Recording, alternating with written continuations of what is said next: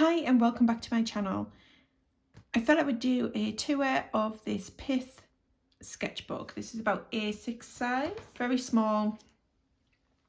My first time using the Pith sketchbooks and I really like them. I really enjoyed using this one, and I think I would like to buy the larger sketchbook to scale up in size. Whether or not I buy another one in this size, I will see, but I think I'm working a little bit larger at times, so I think I'd rather scale up. But I really enjoyed using this. These are made in Northumberland, I think, which is in the northeast, which is where I am based. Not based in Northumberland, but I'm based in the northeast. So it's nice to support a regional company. You can buy them from the Pith website, and you can also buy them from Jackson's Art. Not quite. I bought this one from Jackson's Art just to try, and it's really, really lovely quality. Very impressed with it. I love the paper. It's very smooth, quite thick paper. Not as thick as, I'll give you an example. It's not as thick as this sketchbook, which is the Pink Pig. I think this is the Pink Pig watercolor. Yeah, it's the this is the watercolor too. Smooth paper to it, which I really like. I can take or leave textured paper. It depends. Again, it depends what you're working with. But I really enjoyed this. This one I completed between April 2023 and October 2023. And I've got lots of little mixed media bits in and little like experimentations. So this one here was using pastels and various then mixed media on top, and I think I watered the pastels down and then worked on top. I really like the composition and the colours of it. I've got bits of tracing paper in this just to stop things from like pastels, because I haven't used any fixative. I haven't got actually any fixative. It is something that I might look at getting. But for now, I'm just going to put tracing paper or sheets of little paper in between, which is fine. Moving on, I've got a seascape, again, mixed media. I think that was watercolour. I think it was all watercolour based. And then using some different media on top. I really like this watercolour. I think that was Aquarius Grey. I think. Not as keen on this one, but it was, I think it was in ink and then mixed media on top. I don't mind it. I like this bit, sort of, in the sense of I love the cliffs, but I'm not as keen on the like colour for like the seascape. Well, say not as keen, I still like it, I just prefer.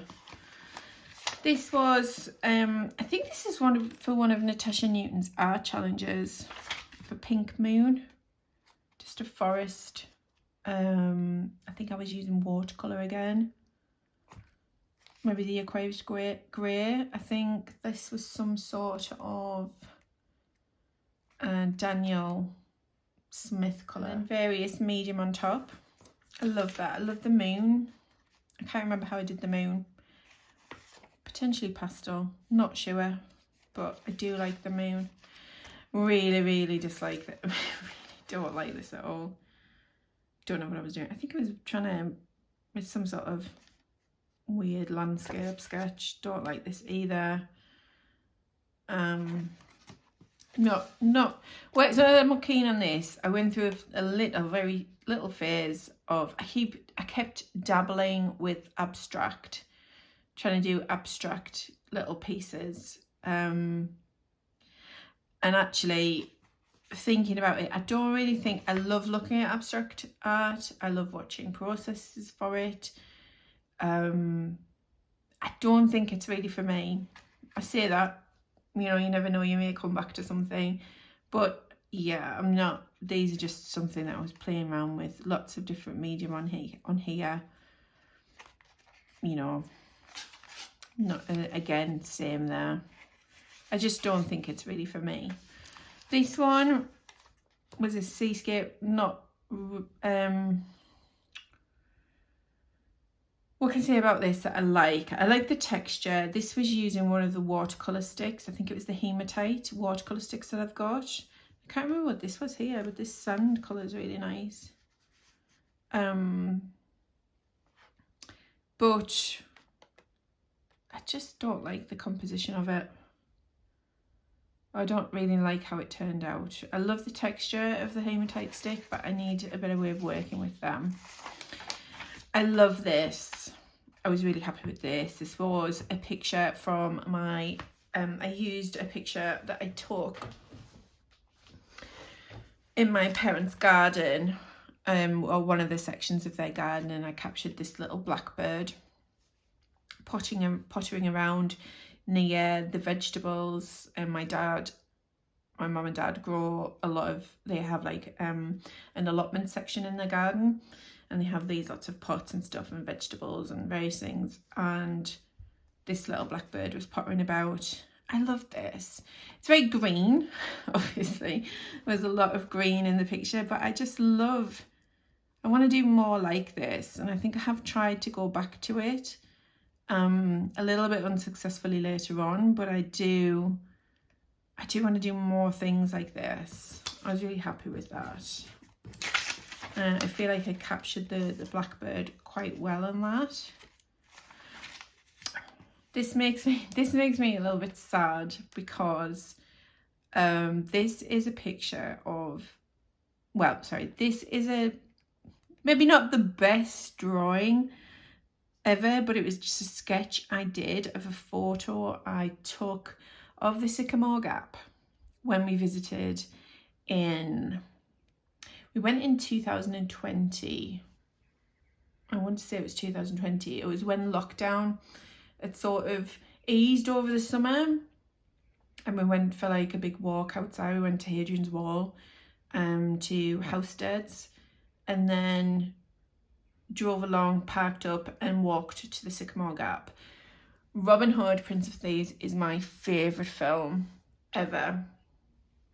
And although I've been to Hadrian's Wall loads of times, because again, I live in the northeast, I'd driven past the Sycamore Gap, but we never walked. I've never ever walked to it until then. And it was just so lovely. And it makes me sad because obviously, if you'd seen in the news, somebody had illegally felled the Sycamore tree.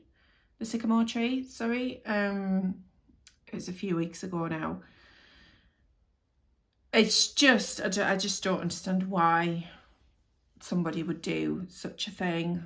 And obviously it holds a lot of memories for a lot of people. It's a very special memory for me, walking here, seeing the tree, you know, it being like an iconic part of, you know, an iconic tree, iconic piece of our landscape here in the northeast, but also being in my favourite, like being in a scene in my favourite film ever was very special. And yeah, it makes me smile, but it makes me a little bit sad because the tree is obviously no longer there. And, you know, hopefully the National Trust will do something, whether it regrows or whether they do something to like mark, obviously, it being there, etc. We will see. Yeah. But yeah, that's what that's of. It was my first attempt at trying to draw the Sycamore Gap as well. I was going to do more of them, but obviously with what's happened, I still might. I've got lots of photos of it and memories, which is always the main thing. This is from a photo I took. I don't know where I took it, but it was just of a landscape. What I found here, this bit's nice. I like that because it pushes the landscape back, but then this is all the same tone. So tonally, I don't think I got that great. This should have been maybe pushed back a bit more, or darker, and then pushed back, and then this probably even darker at the fringe. But I love the texture and the marking, and I think he used pastels mainly on that as well, and then worked on top. I love this. What I would say the only thing with this sketchbook, I started to leave, after this one, I've started to leave like pages in between, which, you know, before that I hadn't, and I managed okay with it. But then I noticed, because I'm quite slapdash out, put a lot of media on, if it seeps into, this is just something to take note, if it seeps into the binding, where the binding is, that can then seep through onto other work. So it's just something to be mindful of. But also I then became wary of working like page to page and then things seeping through onto the work, like the work behind that I really liked. So that's why I've left pages in between. Hopefully that made sense. This one, I love this one. Winter Moors. Teesdale is a reference for this. Absolutely love it. So like a winter moor scene, lots of texture. This, I'm sure that is the Aquarius grey. It's either Aquarius grey or slate grey. So it's either the Roman Schmoll, I think it's Roman Schmoll, Aquarius grey, or the A Gallo slate grey. It might be slate grey, watercolour, but I love this, and I loved working on top of it. And the little white house, love the colours I got in here as well, and the texture. Really happy with that. I mean, I potentially could take some of these out now because I'm not working in the sketchbook anymore, but I'm liking just leaving them in because I haven't fixed anything. I love these winter sketches, beach sketches. I don't tire of drawing them. Like, I do go back to them, and I just love, I don't know, how calm they seem, and I love the textures that I can get with them. And yeah, I just love it. I love this one with the little trees and the snow on the trees. Yeah, gorgeous. Well, I think it is anyway. I'm really happy with that one. Some of these, again, you know, I'm still on my little scanner hunt. Any scanner recommendations for use with a Mac, please put them in the comments below. But yeah, this is something I would love to scan in, and then obviously, you know, maybe make it into something. Leaving pages in between as well. This is another thing. If you do leave pages, see, you can see here where this has seeped, because it's this is a lot of ink.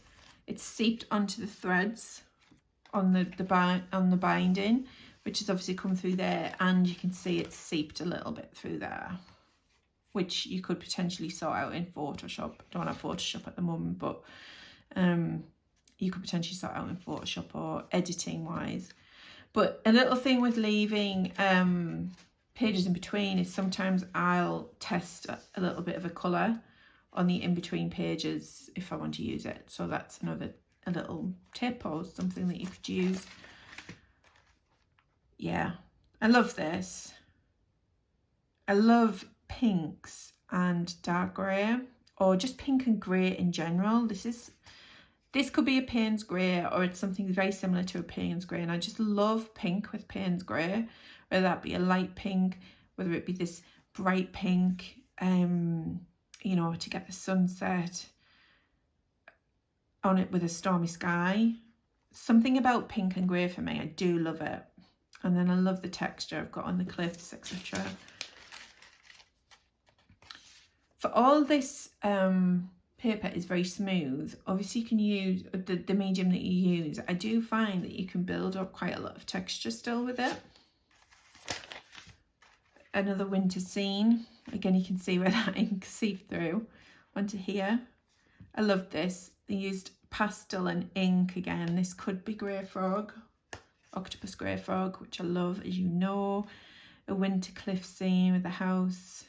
I never get tired of doing beach scenes, winter scenes, whichever. I love this. I mean, these are maybe not the best factory things going on, but I do love this. This was following on from, where's my big sketchbook? Depending which video I show first, you probably have seen this video. Or if I haven't showed it, this video will be coming. Let me just find it. This led on from this one here, which is in my Royal Talons. This was a very rough, wasn't keen on them. They didn't go exactly how to plan, but I do like the composition. So I changed it slightly and it scaled it down. This is inspired by Seaton Carew, which is Hartlepool, which is again in the northeast. And you walk along the beach and you can see like the industrial buildings, etc., factories, etc., a bit further in the distance, and I was trying to capture that industrial edge to like a beach scene, and I do love it. I love again the sand, the texture. They've, you know, they're not the best drawings of factories, etc., but you know, the concept is there. I'm sure that is Grey Frog. It's just my favourite colour ink, which is sort of, has it surpassed Payne's Grey? Probably not. It's probably Payne's Grey and the Octopus Ink Grey hand in hand. Making a decision on that's quite hard. Some more cat faces, which I've shown in videos before. I think it might have only been in the other sketchbook that I showed them. I did a couple of cat faces in this one. I love them both. Prefer the black cat one. It's got such a little expression on its face. I love that. And then this is the other one that I just spoke about, that I obviously did this one here. Love this. Really zoomed in close, and maybe I think that's what I want to do, maybe like a bit of zoomed in. And this was a bit further out. I don't think I quite got my blackbird right at all, but I loved this, and I've gone on to do something more with this. I love this, just like, and this was using, actually, I think in a video I mentioned that I wasn't getting a lot of use out of, I'm just going to get it out of this these Liquitex acrylic markers. And then after I did that video, I just was using it watered down a bit as a background, and I worked on top with some watercolor markers.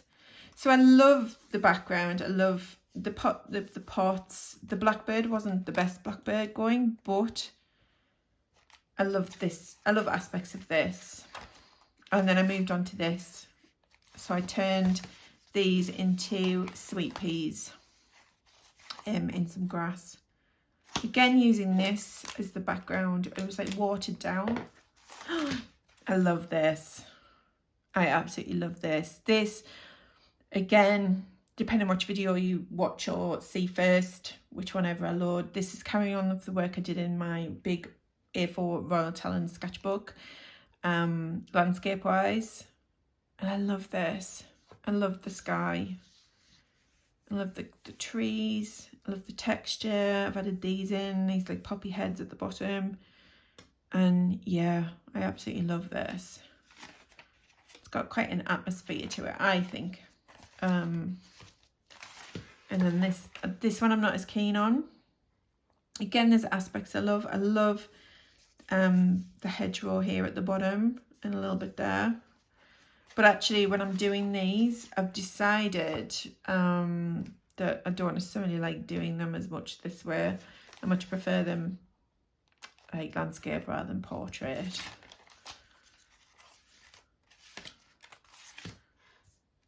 This one, there's aspects of it that I like. I love this background, how faded it looks. I love the leaf aspect. I think this was a diamine ink.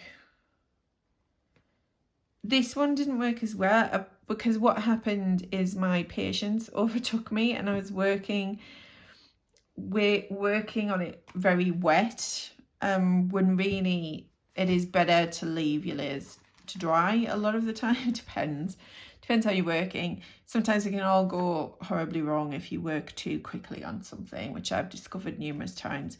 But it's obviously just a patience thing and a time thing sometimes. But I do love the colours and the light. I love the light. I love this colour. This is an acrylic gouache. I want to say a pale peach. Could be wrong. But I do like it. It's a type of orange that I like, is that pale peach. This is just some sketching for an idea. And I was doing some fox sketching. Quite like that one. And this one here. And again, using this, looking through the trees at something. I keep thinking about Folktale Week this year. I've never taken part in Folktale Week, and it's something that I might partake in. And these might be the basis of something to do with Folktale Week, but I'm not quite sure. But I do like this. I like that fox. Not keen on that one. I love that one here there as well. I keep going back to foxes as well. I'm not quite sure what it is with foxes, but I keep going back to them. Trying to practice them. Not doing fantastic with it, but, you know, it's all a learning curve. This one, it's the first time. I don't often sketch and then try and replicate it in colour in the mixed media. But I did this first using, I think it was one of these, but I don't know which size it was, which grade, sorry. These are the Pith Graphite matte pencils, and I love these. Absolutely love these. I would thoroughly recommend them if you like, even if you like just sketching out like a rough idea for a watercolour or a mixed media, and then obviously working on top. They are not shiny like graphite pencils can be, which is why they are graphite matte. And they go up to a 12B. I'm not quite sure what the biggest size I've got is. And I've decided that I quite like the bigger, I think 10B might be my biggest one. No, 12B. I've got up to 12B and they came in a tin. They might go higher, I'm not sure. But I've decided I quite like, well, out of them, as you can see, I think I've used the 12B the most. But a 6B or an 8B are quite nice for sketching out. Well, I find them quite nice. So that's what I use that. And then I've replicated it in mixed media. And I love the toadstools. I'm not as keen on this bit. I wish I'd sort of not put that in and just left it and maybe had like an animal or a rabbit or something. Maybe I do that next time. But I love these toadstools. I want to do more with toadstools. I love them.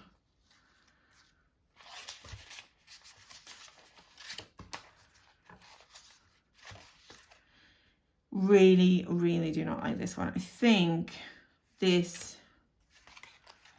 could have been one I was trying to do for the end of a video with my orange inks, but I really don't like. Again, this is where my patience got the better of me and I was working too wet on wet, and this all went too like mushed up and the definition had gone. I didn't like this, the way this ink had gone here. So yeah, not keen on that one. Elements of this I like. Again, I love these colours in here. The hedgerow. This was using the Sailor ink that I got as a base.